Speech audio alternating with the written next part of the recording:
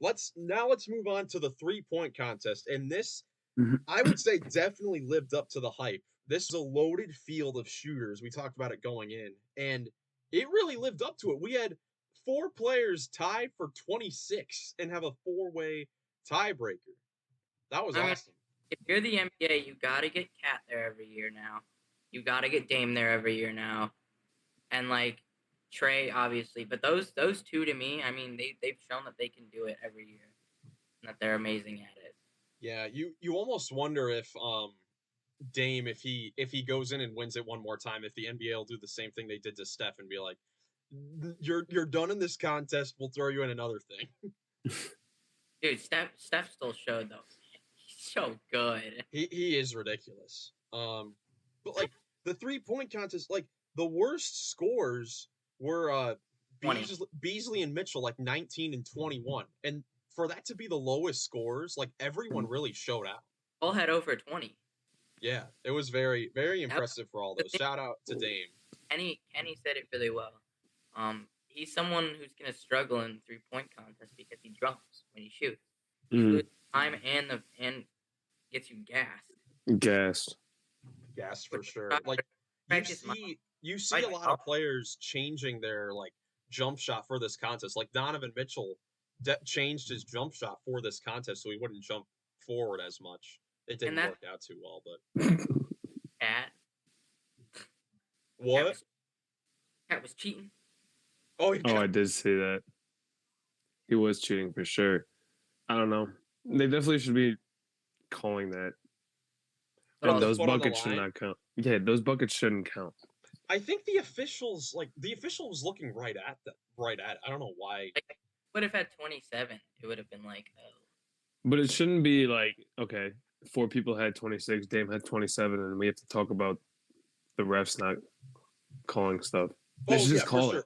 Everyone just did a great job. I mean, shout out to Damian Lillard, becomes the first player in NBA history to win All-Star Game MVP and the 3-point contest in the same weekend. So that's that's only because they didn't let Steph do it the Cleveland year.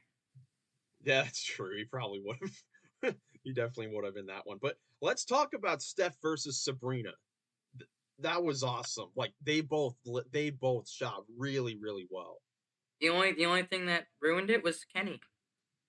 Right after. Yeah. What happened?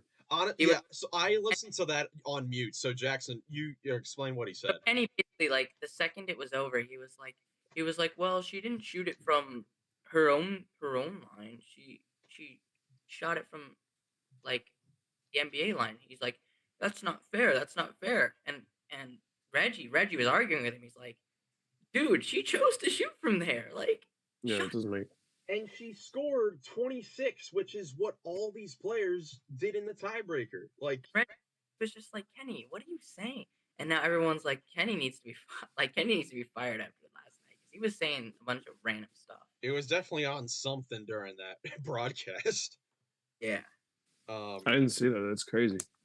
Yeah, but overall, those two, it was incredible to see those two go at it shooting. And hearing that now, as the All-Star game goes to San Francisco next year, that they might do like a 2v2 3-point contest with Ionescu and maybe Caitlin Clark versus Steph and Dame. I've seen Steph and Clay though. Like Steph said, he's already got his guy picked for that. You have to assume it's Clay, right? Yeah, if it's in San Francisco, they've got to do both of them.